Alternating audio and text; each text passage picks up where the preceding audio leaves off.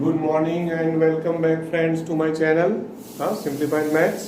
છેલ્લે પાર્ટ 6માં આપણે બહુ થોડુંક જ જોયેલું હતું. છેલ્લો સ્વાધ્યાય 2.3નો એક છેલ્લો દાખલો બાકી હતો, દાખલો 5, એની ચર્ચા કરેલી અને સ્વાધ્યાય 2 સ્ટાર્ટ કરેલું અને સ્વાધ્યાય 2નો આપણે ખાલી પહેલો દાખલો એક દાખલો આપણે ગણેલો અને પછી આ થોડા તહેવારો ફેસ્ટિવલના કારણે બરાબર મેં વધારે કન્ટેન્ટ લીધું નથી.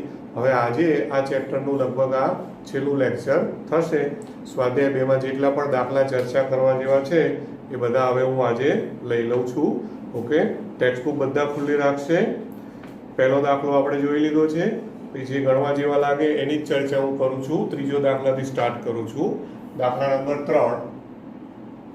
હવે એની રકમ જે આપી છે એ તમે જુઓ, એમાં ખાલી પ્રદેશ શોધવાનું જ કહ્યું છે. x² + 2x + 1 upon x² - 8x + 12. x² + 2x + 1 upon x² - 8x + 12.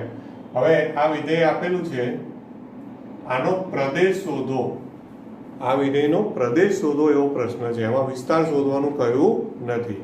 Okay, હવે આનો પ્રદેશ શોધવો હોય તો તમે જુઓ કે અંશનો પ્રોબ્લેમ ના હોય. જ્યારે પણ અંશ અને છેદ આવે ને ત્યારે હંમેશા શું જોવાનું કે છેદ ક્યારેય શૂન્ય ના હોવો જોઈએ. એટલે x ની એવી કિંમતો ના લઈ શકો જેથી છેદનું મૂલ્ય 0 થાય. તો હવે આ જે છે x² - 8x + 12 એના અવયવો પડે છે. અવયવો પડે તો પાડી દો એટલે ખબર પડી જશે કે x ની કઈ કિંમત ના લેવાય. એટલે હવે જો કે is equal to x² + 2x + 1. હવે જો આના 12 ના અવયવો પાડો તો 6 દુ 12, બરોબર?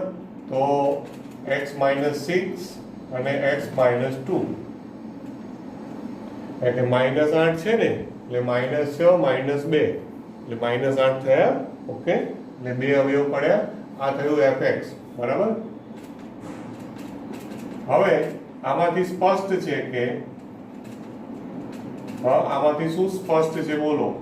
રકમ જોઈને તમને શું આઈડિયા આવે કે જો હું x = 6 લઉં અને x = 2 લઉં તો છેદમાં 0 થાય કે નહીં? આમાંથી શું સ્પષ્ટ છે કે x = 6 કે x = 2 લો તો fx અવ્યાખ્યાયિત થઈ જાય. fx અવ્યાખ્યાયિત થાય, બરોબર? અવ્યાખ્યાયિત થાય, બરોબર છે? ઓકે, અને એનો મતલબ શું થયો દોસ્તો કે x નું મૂલ્ય 6 અથવા 2 કંઈક લેવાય નહીં, એ સિવાય કોઈ પણ લો. માટે for all x belongs to r minus, r માંથી કઈ કિંમતો કાઢી નાખવાની? 2 અને 6, બરોબર? આ લયો તો એના માટે તમને fx મળશે. fx વ્યાખ્યાયિત થાય, બરોબર? fx વ્યાખ્યાયિત થાય એનો મતલબ શું કે fx નું મૂલ્ય મળે. વ્યાખ્યાયિત થાય એનો મતલબ શું કે fx નું મૂલ્ય મળે, આવું કહેવાય. fx નું મૂલ્ય મળે તો એનો મતલબ કે જે x ની કિંમતો હોય જેમાં fx નું મૂલ્ય મળે એ એનો પ્રદેશ કહેવાય. એટલે કે આમ f નો પ્રદેશ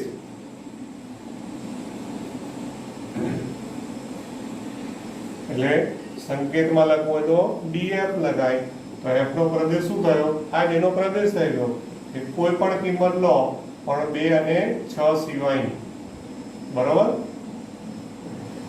ખ્યાલ આવ્યો કે નહીં? r માઇનસ છગડીયા કૌંસમાં 2 અને 6 એટલે 2 અને 6 સિવાયની કોઈ પણ વાસ્તવિક સંખ્યા તે એનો પ્રદેશ કહેવાય. કારણ કે જે x ની કિંમતો લઈ શકો, x હંમેશા પ્રદેશમાં આવે અને એનું પ્રતિબિંબ fx એ હંમેશા સપ્રદેશમાં આવે અને fx ના મૂલ્યો હોય વિસ્તાર કહેવાય. પણ આમાં એ લોકોએ વિસ્તાર તો પૂછ્યો નથી. Okay, right. ત્યાર પછી ચોથો દાખલો જોજો, દાખલા નંબર 4. ઓકે, ત્રીજા પછી ચોથો દાખલો છે, એની રકમ આવી છે. એમાં બંને વસ્તુ પૂછી છે. fx = √(x - 1) આપ્યું છે. આ વાસ્તવિક વિધેય, વાસ્તવિક વિધેયનો મતલબ શું? f from r to r. તો એફ નો પ્રદેશ અને વિસ્તાર શોધો, આવું કીધું છે. રાઈટ, એટલે f from r to r. અમે f from r to r ક્યાંથી લખ્યું? ટેક્સ્ટબુકમાં નથી આપ્યું તો પણ, કારણ કે વાસ્તવિક વિધેય એવો શબ્દ એણે વાપર્યો છે. હવે એનો પ્રદેશ, તો પ્રદેશ એટલે ફરી પાછું ઉપરની જેમ જ એક્સ ની એવી કિંમતો લેવાની કે જેથી એફએક્સ નું મૂલ્ય મળે. તો આપણને ખબર છે, આપણે જાણીએ છીએ વર્ગમૂળ આવે એટલે વર્ગમૂળમાં તમે શું લખો? આપણે જાણીએ છીએ કે x - 1 જો greater than or equal to 0 હોય તો જ અંડર રૂટ ઓફ x - 1 બરોબર છે નું અસ્તિત્વ, ઓકે, નું અસ્તિત્વ હોય. એટલે કે વર્ગમૂળનું અસ્તિત્વ ક્યારે હોય દોસ્તો? વર્ગમૂળનું અસ્તિત્વ કે જો x - 1 વર્ગમૂળની અંદરની કિંમત હોય ને, એ વર્ગમૂળની અંદરની કિંમત કેવી હોવી જોઈએ? Greater than or equal to 0 હોય તો જ વર્ગમૂળ મળે, બાકી વર્ગમૂળ મળે નહીં. એટલે કે fx નું મૂલ્ય ક્યારે મળશે? જો x - 1 greater than or equal to 0 હોય તો જ મળે. બરોબર, એટલે કે બરોબર, માટે હવે આમાં -1 ને સામે લઈ જાઓ તો શું થાય? x greater than or equal to 1 લો તો એના માટે fx મળે. બરોબર છે, fx નું મૂલ્ય મળે, આવું કહી શકો. બરોબર, તો fx નું મૂલ્ય જે મળે, x ની જે કિંમતો માટે fx નું મૂલ્ય મળે એ f નો પ્રદેશ કહેવાય. તો f નો પ્રદેશ શું થયો? માટે f નો પ્રદેશ, બરોબર, તો વિધેય f નો પ્રદેશ એટલે આપણે એને df કહો તો બોલો કેટલો આવ્યો? 1 અથવા 1 થી મોટી સંખ્યા આવે એટલે 1 થી શરૂ કરી અને ઇન્ફિનિટી, આ એનો પ્રદેશ કહેવાય. 1 થી ઇન્ફિનિટી, અનંત. ક્લિયર આટલું? રાઈટ. હવે વિસ્તારની વાત કરવાની છે. ઓકે, તો વિસ્તારમાં એ વિચારવાનું કે fx નું કયું મૂલ્ય આવે. આમાં શું હતું કે x ની કઈ કિંમત માટે fx મળે, તો એ x ની જે કિંમતો મળે એ પ્રદેશમાં આવે અને એ x ની કિંમતો જે આપણે નક્કી કરી, એટલે હવે 1 થી ઇન્ફિનિટીમાં x ની કિંમતો મળી, તો આ x ની કિંમતો લઈ અને fx ના કયા મૂલ્યો મળે, એ જે પણ fx ના મૂલ્યો મળે એ એનો વિસ્તાર કહેવાય. ઓકે, તો જો હવે પ્રત્યેક x belongs to આ જે છે ને 1 to infinity, એના માટે fx લો તો fx નું મૂલ્ય, fx એટલે અંડર રૂટ ઓફ x - 1 છે.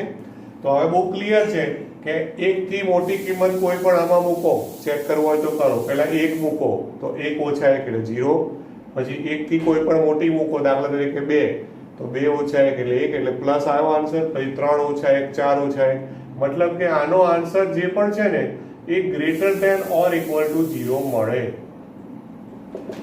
fx નું મૂલ્ય કેવું મળશે? હંમેશા greater than or equal to 0 જ મળશે. ખ્યાલ આવે છે? કારણ કે આમાં x ની કિંમતો 1 કરતા 1 અથવા 1 કરતા મોટી લેવાની છે, એટલે fx નું મૂલ્ય 0 અથવા 0 કરતા મોટું મળશે. તો જે fx નું મૂલ્ય મળ્યું એ એનો વિસ્તાર કહેવાય. માટે f નો વિસ્તાર, તો કે ભાઈ f નો વિસ્તાર એટલે rf, તો વિસ્તાર શું આવ્યો? 0 to infinity. વિસ્તાર શું કહેવાય? 0 to infinity, કારણ કે 0 અથવા 0 થી વધારે. એટલે જો 0 બાજુ મેં અહીંયા કયો અંતરાલ બનાવ્યો છે? 0 બાજુ આપણે ક્લોઝડ ઇન્ટરવલ એટલે 0 ને ગણવાનું, સવૃત અંતરાલ. ખ્યાલ આવે છે ને? ઓકે, બોલો આમાં કોઈ ડાઉટ કરો? રાઈટ. ત્યાર પછી હજુ એક આપણે દાખલો લઈએ. છઠ્ઠો દાખલો જુઓ, દાખલા નંબર 6. છઠ્ઠો દાખલો. હવે એની જે રકમ છે ને એ રકમ થોડી અલગ રીતે આપી છે.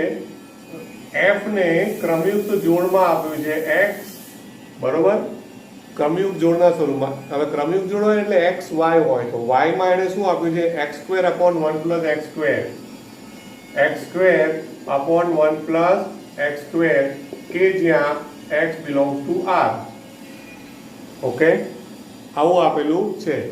એ r થી r નું વિધેય હોય મતલબ કે વાસ્તવિક વિધેય આપેલું છે f from r to r એ આપેલું છે તો એમાં પ્રશ્ન એ પૂછેલો છે કે આ વિધેયનો વિસ્તાર શોધો આવું કહ્યું છે શું કહે છે વિસ્તાર આમાં પ્રદેશ શોધવાનું કહ્યું નથી છઠ્ઠા દાખલામાં પ્રદેશ નથી શોધવાનો કહ્યો ખાલી વિસ્તાર શોધવાનું કહ્યું હવે છે ને ક્રમયુક્ત જોડના સ્વરૂપમાં આવે તો પહેલું ઘટક x હોય ને તો x નું પ્રતિબિંબ y અને y બરાબર fx કહેવાય એટલે અહીં y એટલે fx અને fx એટલે આ જે ક્રમયુક્ત જોડનો બીજો ઘટક હોય ને એ કહેવાય એટલે ઇનડાયરેક્ટલી આપણને fx બરાબર x²/1 + x² એવું આપ્યું છે દોસ્તો ઓકે ખ્યાલ આવે ને આમ પેલું આગળના દાખલામાં કેવું હોય કે fx તમને રેડીમેડ આપેલું હતું જ્યારે આમાં fx તમને આવી રીતે ઇનડાયરેક્ટલી આપેલું છે બરાબર છે હવે આના માટે એક વસ્તુ તમારે પહેલા શું છે કે વિસ્તાર શોધવાનો છે એટલે કે fx નું મૂલ્ય કેવું હોય તો આમાં x belongs to તો r છે x belongs to r આપેલું છે હવે x belongs to r છે તો ધ્યાનથી જોજો કે x² તો greater than or equal to 0 થાય સ્ક્વેર કરો તો સ્ક્વેર તો હંમેશા ધન જ હોય બરોબર છે તથા બંને બાજુ એક ઉમેરો કારણ કે છેદમાં 1 + x² છે ને મારે અંશનું પણ વિચારવું પડે ને છેદનું પણ વિચારવું પડે તો બંને બાજુ એક ઉમેરું તો 1 + x² હા તો એ greater than or equal to 1 થાય રાઈટ એટલે જો અંશનું મૂલ્ય કેવું છે greater than or equal to 0 અને છેદનું મૂલ્ય કેવું છે greater than or equal to 1 આવું કહી શકો બરોબર છે રાઈટ તો માટે આનો ભાગાકાર કરો આ બંનેનો ભાગાકાર એટલે કે x² upon 1 + x² કરો તો અંશમાં કેવી કિંમત છે 0 અથવા 0 થી મોટી અને છેદમાં 1 અથવા 1 થી મોટી એટલે અંશ અને છેદનો જે ભાગાકાર આવે એ ભાગાકાર કેવો આવવાનો ધન જ આવવાનો ને એટલે એ પણ greater than or equal to 0 જ થાય ને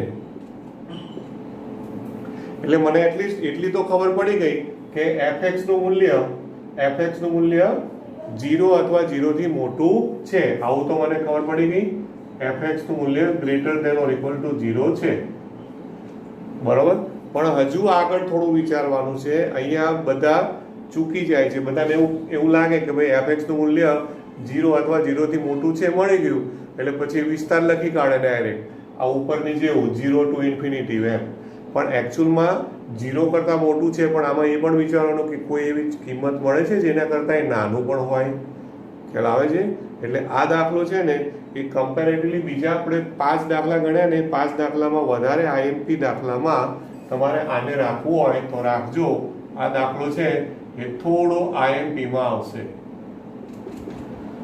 ઓકે આને IMP માં ગણજો હવે એક સામાન્ય લોજિક હું તમને પહેલા પછી અહીંયા ગણીને બતાવું x ની કિંમત ફોર એક્ઝામ્પલ હું ધારો કે x બરાબર 1 લઉં તો ઉપર 1 આવે નીચે 2 આવે તો 1/2 થયું ધ્યાનથી સાંભળજો એટલે 1/2 તો 1 કરતા નાનો આન્સર આવ્યો સપોઝ મેં x બરાબર 2 લીધા તો 2 નો વર્ગ શું થયો 4 અને છેદમાં શું થાય 1 + 4 તો 5 તો 4/5 તો 4/5 પાછું 1 કરતા નાનું આવ્યું હવે તમે x બરાબર 3 લો તો ઉપર 9 છેદમાં 10 તો 9/10 ફરી પાછું 1 કરતા નાનું આવ્યું તો મારું ઓબ્ઝર્વેશન અવલોકન એવું કહે છે કે x ની કોઈ પણ કિંમત લો આનો આન્સર હંમેશા 1 કરતા નાનો જ આવશે દોસ્તો આનો આન્સર કેમ 1 કરતા નાનો આવશે એનું રીઝન છે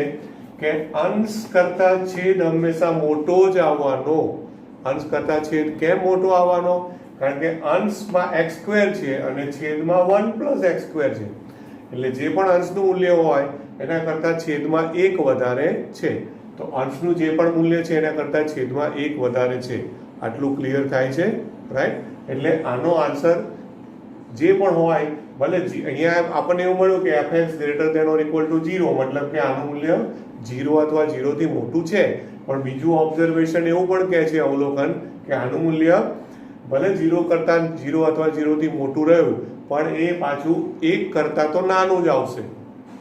1 કરતા કેવું આવશે? નાનું જ આવશે.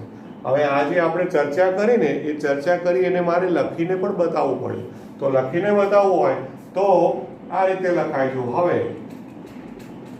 x² upon 1 plus x² છે ને, તો ધ્યાન આપજો આને કઈ રીતે લખાય છે. ઉપર 1 ઉમેરીને બાદ કરું. ઓકે, અંશમાં શું કર્યું મેં? 1 plus x² minus 1 એટલે અંશમાં 1 ઉમેરીને બાદ કર્યા. આપણે જે ચર્ચા કરી ને 1 કરતા નાનો આન્સર 1 કરતા નાનો કેવી રીતે આવે છે એ હું તમને બતાવું છું. હવે તમે શું કરો કે છેદ છૂટા પાડો એટલે 1 plus x² ના છેદમાં 1 plus x² કરો. 1 plus x² upon 1 plus x² એટલે શું થઈ જાય? 1 અને 1 upon 1 plus x², 1 upon 1 plus x². Okay, અને વચ્ચે તો માઇનસ છે જ પાછું. ખ્યાલ આવે છે આમાં? બરોબર છે. તો હવે જુઓ કે એક ઓછા સમથિંગ આવ્યું અને એ જે 1 upon 1 plus x² આવ્યું ને, આનું મૂલ્ય દોસ્તો ધ્યાન આપજો, જ્યાં ઓકે જ્યાં આ 1 upon 1 plus x² આ જે છે એ હંમેશા કેવું હશે ખબર છે? આ 0 કરતા આ ધન જ હોય. આનો આન્સર કોઈ દાડો ઋણ આવે ના આવે, કારણ કે ઉપર 1 છે, નીચે 1 plus x² છે, તો આનો આન્સર કોઈ દિવસ માઇનસ આવે નહીં. એટલે આ જો આન્સર આખો ઋણ હોય તો એકમાંથી કશુંક બાદ થયું, 1 ઓછા સમથિંગ, તો પછી એનો મતલબ શું થયો? એટલે કે શું થયું બોલો? કે 1 ઓછા સમથિંગ જે આવ્યું, આ જે આવ્યું આપણું સાદુરૂપ જે હતું 1 minus 1 upon 1 plus x² એનું મૂલ્ય એ કેવું થવાનું? 1 કરતા નાનું થવાનું. કેવું થવાનું? 1 કરતા નાનું. પણ એ જે છે એ તો કોના બરાબર લખેલું? આપણે આનું સાદુરૂપ આપીને મેં આ લખેલું છે કે નહીં? બરોબર. આનું મૂલ્ય 1 કરતા નાનું આવ્યું, એનો મતલબ કે fx નું મૂલ્ય, કારણ કે આ જે છે એ fx છે, રાઈટ? તો fx નું મૂલ્ય એટલે કે x² upon 1 plus x² નું મૂલ્ય એ 1 કરતા નાનું આવ્યું. સાંભળજો બરાબર ધ્યાનથી. તો આને પરિણામ 1 કહું અને આને પરિણામ 2 કહું, તો 1 અને 2 પરથી તમારું શું અવલોકન છે? એક એવું કહે છે કે fx નું મૂલ્ય 0 અથવા 0 થી મોટું, અને 2 એવું કહે છે કે fx નું મૂલ્ય 1 કરતા નાનું. તો 0 અથવા 0 થી મોટું અને 1 કરતા નાનું, એનો મતલબ વિસ્તાર શું મળ્યો તમને બોલો? માટે f નો વિસ્તાર, તો વિસ્તારને હું rf લખું તો શું આવ્યું બોલો? 0 થી મોટું, અને 0 ને ગણવાનું છે દોસ્તો, જો equal to 0 અને less than 1 એટલે 1 ને નથી ગણવાનું. એટલે ક્લોઝડ ઓપન ઇન્ટરવલ અથવા તો સંવૃત વિવૃત અંતરાલ 0 થી 1. સંવૃત વિવૃત અંતરાલ 0 થી 1. ખ્યાલ આવે છે આટલું? બરોબર ને? ઓકે, તો આ થયો f નો વિસ્તાર. ક્લિયર થાય છે આટલું? ચલો હવે હું 7મો દાખલો લઉં છું દોસ્તો. 7માની રકમ મેં બોર્ડ પર લખી કાઢી છે. fg from r to r, fx બરાબર x plus 1 ને gx બરાબર 2x minus 3, અને એમાં પૂછેલું શું છે? આ બંને વિધેયના સરવાળા, બાદબાકી, ગુણાકાર અને ભાગાકાર શોધો, એટલે કે બેઝિક ક્રિયાઓ. તો એકદમ સિમ્પલ છે આ દાખલામાં, કશું જ નથી. એમાં પહેલું લઉં છું f plus g from r to r, કે જ્યાં f plus g of x is equal to fx plus gx. એટલે શું કરવાનું? આ બેનો સરવાળો. હવે આ બેનો સરવાળો ડાયરેક્ટ તમે લખી શકો કે નહીં? એમાં કંઈ વિચારવાનું છે? x + 1 + 2x - 3, તો x + 2x એટલે કેટલા થયા? 3x થયા, અને 1 - 3 એટલે -2 થયા. સીધો આ બેનો સરવાળો જ કર્યો, બીજું કંઈ જ કરવાનું નહીં. બાદબાકી કરવું તો f - g, બરોબર?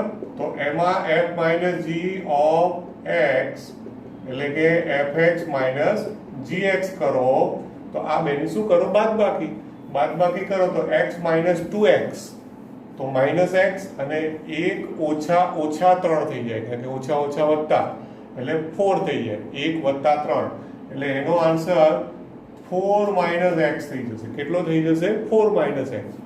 આ બધું જાતે ચેક કરી શકશો તમે. હા, એટલા માટે હું સીધો આન્સર્સ લખું છું અને એક્ઝામમાં પણ તમે સીધા લખશો ચાલશે, કોઈ માર્ક્સ કાપવાનું નથી, ડોન્ટ વરી. ઓકે, પછી ગુણાકાર કરો એટલે કે fg from r to r તો fg of x is equal to fx ગુણ્યા gx એટલે આ બેનો શું કરવાનો? ગુણાકાર કરી દેવાનો. હવે ગુણાકાર એટલે આ બે કૌંસનો ગુણાકાર, રાઈટ? હવે ગુણાકારનો આન્સર હું પણ અત્યારે ડાયરેક્ટ જ લખી દઉં છું. જો કેટલો થશે? 2x² થશે, બરોબર છે. પછી પ્લસ 2x માઇનસ 3x એટલે માઇનસ x થશે અને માઇનસ 3. આ ગુણાકાર થશે, ચેક કરી લેજો. આ બંનેનો ગુણાકાર કરવાનો છે. ઓકે, આ થયો એનો ગુણાકાર. હવે ઇમ્પોર્ટન્ટ વસ્તુ ભાગાકારમાં આવે છે દોસ્તો. હવે ભાગાકાર માટે f/g માટે એક વસ્તુ ધ્યાનમાં રાખવાની કે છેદમાં કયું વિધેય આવ્યું? g. તો g નું મૂલ્ય જે છે એ gx 0 આવવું જોઈએ નહીં. gx નોટ ઇક્વલ ટુ 0 હોવું જોઈએ, બરોબર છે?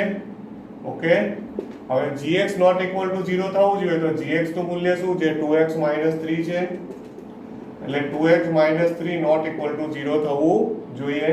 તો એનો મતલબ કે x નું મૂલ્ય કયું ના હોવું જોઈએ?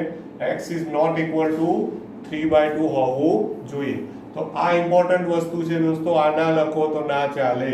માટે જ્યારે પણ હું f/g of x આ હું વ્યાખ્યાયિત કરું એટલે કે fx/gx કરું. fx એટલે ઉપર અંશમાં x+1 અને છેદમાં 2x માઇનસ 3 કરું તો એ વખતે મારે બાજુમાં શરત લખવી પડે. જો આ શરત ના લખો અને ખાલી એમને ભાગાકાર બતાવી દો તો ભાગાકારમાં ના ચાલે. સરવાળો બાદબાકી ગુણાકારમાં કોઈ પ્રોબ્લેમ નથી. ઓકે, કારણ કે સરવાળો બાદબાકી ગુણાકાર જે છે, રાઈટ, એને છેદ આવતો નથી એટલે કોઈ પ્રોબ્લેમ નથી. ક્લિયર થાય છે આટલું? રાઈટ. પછી 8મો દાખલો જોજો દોસ્તો, દાખલા નંબર 8.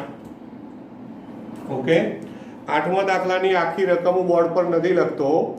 એમાં f બરાબર છે ને 1 1 2 3 0 -1 -1 -3 એ z થી z નું વિધેય આપેલું છે અને fx બરાબર ax b થી વ્યાખ્યાયિત વિધેય હોય તો a અને b શોધો, આવું કહ્યું છે. બરોબર. હવે આખી રકમ નથી લખતો પણ એમાં 1 1 પહેલી ક્રમયુગ જોડ કઈ આપી છે? 1 1. પછી કઈ આપી છે? 1 1 પછી 2 3 1 1 2 3 પછી ત્રીજી ક્રમયુગ જોડ આપી છે 0 -1 હા અને ચોથી ક્રમયુગ જોડ આપી છે -1 -3. ઓકે, આ આપેલું છે તથા fx is equal to ax plus b આપેલું છે. fx બરાબર શું આપ્યું છે? ax plus b. હવે તમને ખબર છે કે જ્યારે ક્રમયુગ જોડ આપે ને દોસ્તો ત્યારે પહેલો ઘટક x હોય તો એનું પ્રતિબિંબ fx હોય. x fx. 1 નું પ્રતિબિંબ 1 છે, 2 નું પ્રતિબિંબ 3 છે, 0 નું પ્રતિબિંબ -1 છે, -1 નું પ્રતિબિંબ -3 છે. તો a અને b શોધવાનું કયું છે? તો આમાંથી કોઈ પણ એક બે ક્રમયુગ જોડ લઈ લો. હા, હવે જો હવે 1 1 લઉં ધારો કે તો x બરાબર 1 લઉં તો x બરાબર 1 લઉં તો f(1) બરાબર 1 આવે કે નહીં? રાઈટ. એટલે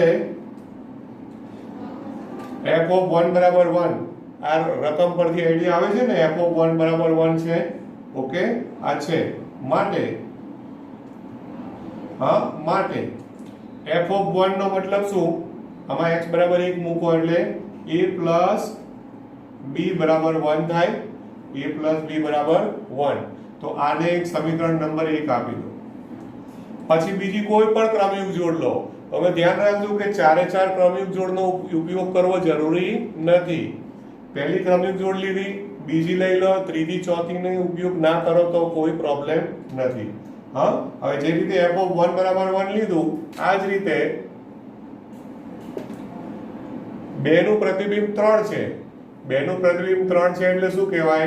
f(2) બરાબર 3 છે એવું કહેવાય. f(2) બરાબર શું છે? 3 છે. તો હવે આમાં x બરાબર 2 મૂકો એટલે શું થાય અહીંયાથી? માટે 2a plus b, માટે 2a plus b બરાબર 3 થાય. 2a plus b બરાબર 3. આને નંબર આપી દો 2. હવે સમીકરણ 1 અને સમીકરણ 2 ને ઉકેલો. સમીકરણ 1 અને સમીકરણ 2 ને ઉકેલો. 1 અને 2 પરથી. ઓકે, હવે 2 ને બાજુમાં લખી દઉં. એ 2a plus b બરાબર 3 અને a plus b બરાબર 1. પછી આને ઉકેલો. બરાબર, ઉકેલોમાં શું કરો? માઇનસ કરી દો. Minus b cut. 2a minus a એટલે a, 3 ઓછા 1 એટલે 2. તો a બરાબર 2 મળી ગયા. હવે a બરાબર 2 મળ્યા, એના ઉપયોગથી તમે b શોધી શકશો. ઇમ્પ્લાઇઝ 2 માંથી કોઈ પણ એક સમીકરણનો ઉપયોગ કરો. a બરાબર 2 ધારો કે આમાં મૂકો તો 2 plus b બરાબર 1. બરોબર, 2 plus b બરાબર 1. તો b બરાબર કેટલા થશે? 1 minus 2 એટલે b બરાબર શું થશે? -1. ઓકે, આ બધું તમારું 9મા 10માનું નોલેજ છે એટલે હું ફટાફટ આન્સર લખું છું. ખ્યાલ આવ્યો ને? તો આ રીતના દાખલાઓ આવે. હવે ખાસ ધ્યાનમાં એ રાખવાનું કે જરૂર નથી કે આની આ જ રકમ બેઠી આવે. તમારે દાખલાઓ નહીં ગોખવાના દોસ્તો, મેથડ ગોખવાની કે ભાઈ આ ટાઈપનો દાખલો આવે તો આમાં હું ક્રમયુગ જોડ ગમે તે બદલી કાઢું. સિમ્પલ. અને આનું આ જ રકમ હોય fx બરાબર ax plus b, તો આ જે સમીકરણો છે એ સમીકરણો બદલાઈ જાય. અને સમીકરણો બદલાઈ જાય એટલે આન્સર a ને b નવા કંઈક બદલાઈ જાય. ક્લિયર થાય છે? મેં પહેલી ને બીજી ક્રમયુગ જોડ લીધી, એની બદલે તમે ત્રીજી ને ચોથી લેશો તો પણ જવાબ તો આનો આ જ આવશે. a અને b ના જવાબમાં કોઈ ફરક પડશે નહીં. ખ્યાલ થાય છે? ઓકે, ક્લિયર એટલું? રાઈટ. હવે ત્યાર પછીના દાખલાઓ જે છે પાછા આપણા સ્ટાર્ટિંગના છે, એટલે કે પેલું સંબંધ અને વિધેય જે હતું ને એના છે. ઓકે, તો એને પણ આપણે એકાદ બે દાખલાઓ ફરી પાછા ચર્ચામાં લઉં છું. એમાંથી એક આપણે એક કામ કરીએ, 10મો દાખલો હું મૌખિક ચર્ચામાં લઉં છું અને પછી 11 ને 12માં આપણે ગણીએ. તો 10મો દાખલો છે એમાં આવું છે, જો રકમ ટેક્સ્ટ બુકમાં બધા ધ્યાન આપજો. a બરાબર ગણ a બરાબર 1 2 3 4 આપ્યા છે. ગણ b બરાબર 1 5 9 1 15 16 આપ્યા છે. અને વિધેય અને f, વિધેય એવો શબ્દ નથી વાપર્યો, f બરાબર ક્રમયુગ જોડના સ્વરૂપમાં વિધેય આપ્યું છે. શું છે? વિધેય નહીં પણ f. 1 5 2 9 3 1 4 5 2 11. તો શું નીચેના વિધાનો સત્ય છે એવો પ્રશ્ન પૂછ્યો છે. પહેલું આપ્યું છે f એ a થી b નો સંબંધ છે. તો આ સાચું કે ખોટું? બરોબર છે. હા, હવે તમારે શું કરવાનું? એકચ્યુઅલમાં સંબંધ તો લગભગ બધા હોય જ છે, પણ જે પણ આપ્યું હોય ને a અને b આપ્યા છે તો પહેલા a ક્રોસ b બનાવો. તો a ક્રોસ b ની બધી ક્રમયુગ જોડ લખશો દોસ્તો તો કેટલી ક્રમયુગ જોડ થશે? a માં 4 ઘટકો છે અને b માં 6, એટલે 6 ચોક 24 ક્રમયુગ જોડ આવશે. કેટલી? 24. 1 1 થી શરૂ થશે અને છેલ્લી ક્રમયુગ જોડ કઈ આવશે? ટેક્સ્ટ બુકમાં ધ્યાન આપો તો 1 1 થી શરૂ કરો, 1 1 1 5 1 9 કરતા કરતા છેલ્લી ક્રમયુગ જોડ આવશે 4 16. છેલ્લી ક્રમયુગ જોડ કઈ આવશે? 4 16. ટોટલ 24. તો હવે જોવાનું કે f જે રકમ આપ્યું છે 1 5 2 9 3 1 4 5 2 11 એ બધી a ક્રોસ b માં આવી જાય છે. કારણ કે a ક્રોસ b નો કોઈ પણ ઉપગણ એટલે સંબંધ. સંબંધની વ્યાખ્યા આવું કહે છે કે a ક્રોસ b નો કોઈ પણ ઉપગણ એટલે સંબંધ. તો તમે જોજો કે એમાં A ક્રોસ B ના ઉપગણમાં બધી આવતી જ હશે, એટલે તમારે કહી દેવાનું કે ભાઈ F ના બધી જ ક્રમયુક્ત જોડ એ આપણે કે F એ આખો A ક્રોસ B નો ઉપગણ છે, માટે સંબંધ છે. હવે વિધેય છે કે નહીં એના માટે બહુ ક્લિયર છે. તમે જુઓ એમાં 2 9 અને 2 11 આપ્યા છે, ધ્યાનથી જુઓ 2 9 અને 2 11 એટલે 2 નું પ્રતિબિંબ 9 પણ છે અને 2 નું પ્રતિબિંબ 11 પણ છે. તો આ તો ના ચાલે. વિધેય માટે શું હોવું જોઈએ કે જેટલી ક્રમયુક્ત જોડો હોય એ ક્રમયુક્ત જોડનો જે પ્રથમ ઘટક છે એ પ્રથમ ઘટકનું પુનરાવર્તન થવું જોઈએ નહીં. રાઈટ. આપણા રજાઓ પહેલાના લેક્ચરમાં પણ એક દાખલો એવો ગયેલો, મેં જે પેલું બ્લેક બોર્ડમાં ગણેલું, સ્કૂલમાં રેકોર્ડિંગ કર્યું છે એટલે થોડું અવાજ કદાચ તમને બરાબર નહીં સંભળાયો હોય, કારણ કે અવાજ પેલું ક્લાસ ખાલી અને થોડું ડિસ્ટર્બન્સ હતું. બરાબર, મેં પ્રયત્ન કર્યો છે, છતાં એમાં કોઈ મુદ્દો ના સમજાયો હોય તો પણ મને કહી દેજો એ વખતના લેક્ચરમાં. એટલા માટે મેં 2 જ દાખલા ગણેલા. ઓકે, એટલે ટૂંકમાં વિધેય છે તો વિધેય નથી, કારણ કે 2 ક્રમયુક્ત જોડ આવી એવી જેનો પ્રથમ ઘટક પુનરાવર્તિત થાય છે, એટલે વિધેય નથી. હવે 11મો દાખલો જુઓ, 11મો ને 12મો એને આપણે ચર્ચામાં લઉં છું. તો 11મા દાખલામાં આવી વિગત આપી છે, F એ Z ક્રોસ Z નો ઉપગણ છે એવું કહ્યું છે, એટલે F is a subset of Z cross Z. પછી F ઇક્વલ ટુ F છે ને એ ક્રમયુક્ત જોડ AB અને A પ્લસ B કે જ્યાં બરોબર AB બિલોંગ્સ ટુ Z આવી રીતે આપેલું છે, AB બિલોંગ્સ ટુ Z. આ ક્રમયુક્ત જોડ આપેલી છે AB, A પ્લસ B. હવે પ્રશ્ન એ છે કે F એ Z થી Z નું વિધેય છે, તમારા જવાબની સત્યાર્થતા ચકાસો, આવું કહે છે.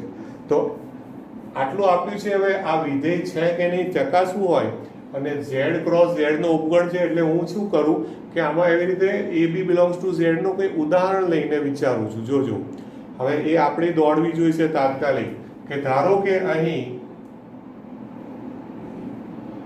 કારણ શું છે કે આમાં તમે જો આ ગુણધર્મની રીતે છે, આને તમે યાદીની રીતે લખવા જાઓ તો અનંત ગણ છે, અનંત ગણ, કારણ કે Z બધું AB બિલોંગ્સ ટુ Z છે, તો એટલી બધી ક્રમયુક્ત જોડો લખવાનો કોઈ મતલબ નથી. એટલે હું એવું ઉદાહરણ જ પકડું છું કે કદાચ જો વિધેય નહીં હોય તો ખબર પડી જશે. સપોઝ કે ભાઈ હું A બરાબર 1 લઉં અને B બરાબર 4 લઈ લઉં, A બરાબર 1 અને B બરાબર 4 લઈ લઉં. ખ્યાલ આવે છે? હા. હવે આ કિંમત મેં લીધી. હવે એમાં જુઓ કે AB અને A પ્લસ B વિચારો તો ક્રમયુક્ત જોડ જો વિચારો, AB A પ્લસ B બરાબર શું થાય? AB A plus B is equal to A બરાબર 1 B બરાબર 4, એટલે શું થશે? આ 4 અને A પ્લસ B એટલે 1 વત્તા 4 એટલે કેટલું આવ્યું? 4 અને 5. તો આ F માં એક ક્રમયુક્ત જોડ 4 5 બિલોંગ્સ ટુ F થાય કે નહીં? બરોબર. હવે આ જ રીતે તથા હું પાછું A બરાબર 2 અને B બરાબર 2 લઈ લઉં, A બરાબર 2 અને B બરાબર 2 લઈ લઉં. ઓકે, ફરીથી આની આ જ ગુણધર્મનો ઉપયોગ કરું તો કે ભાઈ AB અને A પ્લસ B, A અને B નો ગુણાકાર તો 2 ગુણ્યા 2 એટલે 4 અને 2 પ્લસ 2 A પ્લસ B એટલે પાછો આન્સર કેટલો આવ્યો? 4 4. આ પણ F માં થયું. તો આના ઉપરથી મને બહુ ક્લિયર દેખાય છે કે 4 નું પ્રતિબિંબ 5 મળ્યું, 4 નું પ્રતિબિંબ 4 મળ્યું. તો આવું કોઈ દિવસ વિધેયમાં થાય નહીં. ખ્યાલ આવે છે કે નહીં? રાઈટ. એટલે એનો મતલબ શું થયો કે આમ તમે શું કહી શકો? F ના ઘટક, F ના કોઈ ઘટક 4 માટે બરોબર એના 2 પ્રતિબિંબ મળે છે. બરાબર ને? ખ્યાલ આવે છે? F ના પ્રદેશના કહેવાય, F ના પ્રદેશના ઘટક, પ્રદેશના ઘટક 4 ના 2 પ્રતિબિંબ મળે છે, 2 પ્રતિબિંબ મળે છે. બરોબર છે. જેમ કે 4 નું પ્રતિબિંબ 5 પર મળ્યું, 4 નું પ્રતિબિંબ 4 પર મળ્યું, અને એનો મતલબ શું થયો? માટે f એ વિધેય નથી. એટલે વિધેય ના હોય ને દોસ્તો, વિધેય ના હોય એટલે તમારે સીધું કોઈ પણ ઉદાહરણ આપીને કહી દેવાનું કે વિધેય નથી. ક્લિયર થાય છે આટલું? Okay, right. ચાલો હવે 12મો દાખલો છે એની પણ હું ચર્ચા કરી લઉં છું. 12મો દાખલો. હવે 12માની રકમ આવી છે, એમાં ગણ a બરાબર 9, 10, 11, 12, 13 અને f from a to r. બરોબર? ગણ a બરાબર 9, 10, 11, 12, 13 f from a to r, કે જ્યાં હવે જો fn શું આપ્યું છે આમાં ખબર છે? n નો મહત્તમ અવિભાજ્ય અવયવ a ટુ r છે કે a ટુ n છે? a ટુ n છે. ઓકે, a ટુ n, કે જ્યાં fn એ n નો મહત્તમ અવિભાજ્ય અવયવ આવું આપ્યું છે. મહત્તમ અવિભાજ્ય અવયવ ખ્યાલ આવે છે? તો હવે તમારે શું કરવાનું કે એક એક કિંમતો લેતા જવાની. 9, 10, 11, 12, 13 છે. તમે સપોઝ 9 લો તો 9 નો મહત્તમ અવિભાજ્ય અવયવ, અવિભાજ્ય, તો 9 ના અવયવ વિચારવાના. તો 9 ના અવયવ કયા થાય? 1, 3 અને 9. એમાંથી અવિભાજ્ય અવયવ કયો છે? એક જ છે, 3. ખ્યાલ આવે છે? હા. તો f ઓફ 9 તમે ધ્યાનથી જોજો, f ઓફ 9 તો 3 આન્સર આવે. ઓકે, પછી એ જ રીતે f ઓફ 9 પછી f ઓફ 10 લઉં. હા, તો હવે 10 ના અવયવ વિચારો. તો 10 ના અવયવ કયા છે? 1, 2, 5 અને 10. આ બધા અવયવો થયા. એમાંથી અવિભાજ્ય તો 2 અને 5. અવિભાજ્ય કયા છે? 2 અને 5. અને 2 અને 5 માંથી મહત્તમ કયો? 5. તો f ઓફ 10 બરાબર 5 થાય. પછી f ઓફ 11, 11 ના અવયવો તો 1 અને 11 જ થાય. તો એમાંથી મહત્તમ અવિભાજ્ય અવયવ કયો થાય? 11. પછી f ઓફ 12, બરોબર? તો 12 ના અવયવો વિચારો. તો 12 ના અવયવો કયા થાય? 1, 2, 3, 4, પછી 6 અને 12. ઓકે, હવે આમાંથી ખાલી અવિભાજ્ય વિચારવાના. તો અવિભાજ્ય કયા થયા? 2, 3, 2 અને 3. બાકી બધા તો વિભાજ્ય છે. 2 અને 3 માંથી મહત્તમ કયો? 3. એટલે f ઓફ 12 બરાબર શું થયું? 3. ઓકે, અને પછી 30, તો f ઓફ 30 એટલે 13 ના અવયવો વિચારો. તો 13 ના અવયવો છે એમાં તો 1 અને 13, કારણ કે 13 પોતે જ અવિભાજ્ય છે. એટલે એનો મહત્તમ કયો થાય? 13 થયો. ખ્યાલ આવ્યો કે નહીં? હવે આમાં પ્રશ્ન શું પૂછેલો હતો એ તમે જુઓ કે f નો વિસ્તાર મેળવો.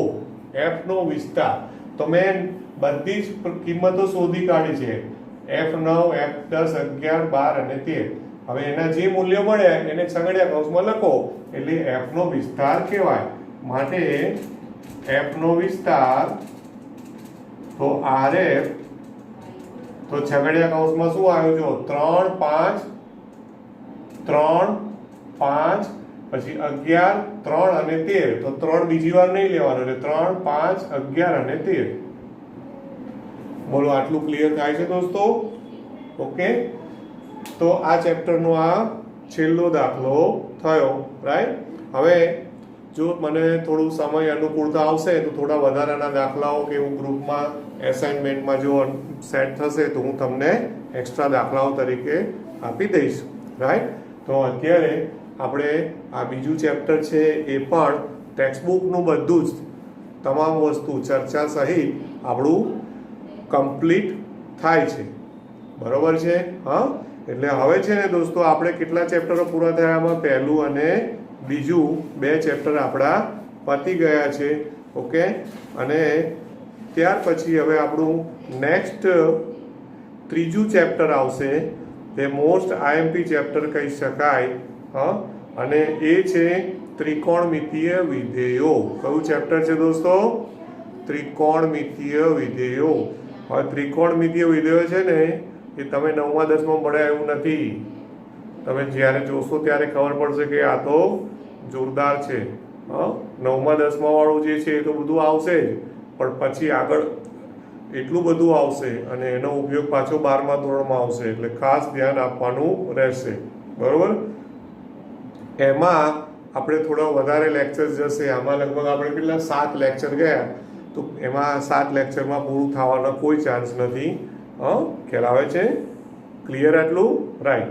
સો have a nice day. Next લેક્ચરમાં નવા ચેપ્ટરમાં મળીએ છીએ. બાય.